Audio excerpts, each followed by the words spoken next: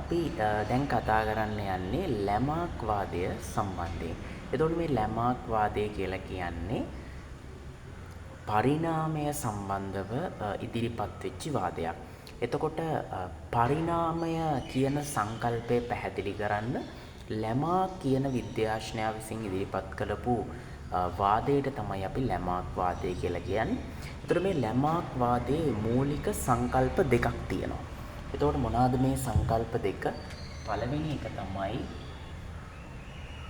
වහර අවහරය.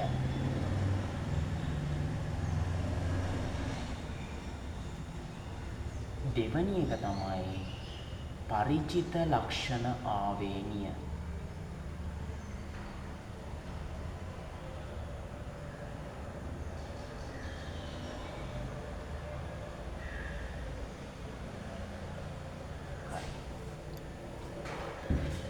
මොකක්ද මේ වහර අවහරය කියලා කියන්නේ? වහර අවහරය කියලා කියන්නේ අපි නිරන්තරයෙන් භාවිතා කරන අවයවයක් ක්‍රමයෙන් විශාල වෙනවා, ඒ වගේම ශක්තිමත් වෙනවා.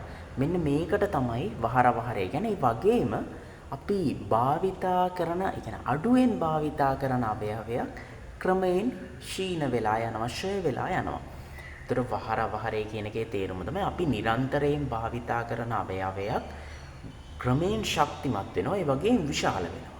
අපි අඩුවෙන් භාවිතා කරන අවයවයක් ක්‍රමයෙන් ක්ෂීණ වෙලා යනවා. එතකොට මේකට තමයි අපි වහර අවහරය කියලා කියන්නේ. මේකට උදාහරණය තමයි දැන් ගස්වල ඉහළ අතු කඩා ගන්න ජිරාෆ් සතුන්. කියන්නේ ගස්වල ඉහළ අතු කන්න එපා ජිරාෆ්ලා ජීවත් වෙන්න. ඒ කියන්නේ උස ගස් තියෙන්නේ. හරිද? එතකොට මේ උස ගස්වල අතු කඩාගෙන කන්න ජිරාෆ් සතු මෙහෙම බෙල්ල දික් කරනවා. ඒ දික් කරද්දී ජිරාෆ් සතුන්ගේ බෙල්ල දික් වෙනවා. එතකොට මේකට උදාහරණය තමයි මේක. ගස්වල ඉහළ අතු කඩා ගන්න ගෙල දිගු කිරීමේදී දිගු ගෙල සහිත ජිරාෆ් සතුන් නැති වෙලා තියෙනවා. කියන්නේ ජිරාෆ් සතුන්ගේ ගෙල දිගු වෙලා තියෙනවා. හරි. ඒක තමයි වහර අවහරය කියලා කියන්නේ. ඊළඟට පරිචිත ලක්ෂණ ආවේනිය කියලා කියන්නේ මොකක්ද? පරිචිත ලක්ෂණ ආවේනිය කියලා කියන්නේ මේ ජීවීන් මේ පරිසරයට මුහුණ දෙද්දී, කියන්නේ මේ පරිසරයේ ජීවත් වෙන්න ඇති කරගන්නා ලක්ෂණ ඊළඟ පරම්පරාවට අරගෙන යනවා. ඊළඟ ජනිතයන්ට, එයාගේ ජනිතයින්ට ඊළඟ පරම්පරාවට අරගෙන යනවා. ඒ තුලින් ඊළඟ පරම්පරාවේ ජීවීන් මේ පරිසරයට වඩා සුදුසු ලෙස අනුවර්තනය වෙලා තියෙනවා. ඒ කියන්නේ දැන් මෙහෙම හිතන්න.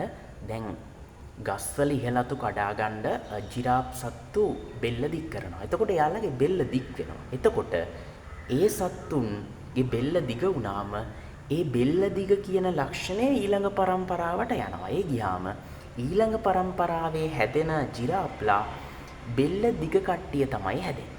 එතකොට ඒගොල්ලන්ට ලේසියෙන්ම ගස්වල අතු කඩාගෙන කන්න පුළුවන්. කියන්නේ වඩාත් හොඳින් පරිසරයට අනුවර්තනය වෙලා තියෙනවා. එහෙම තමයි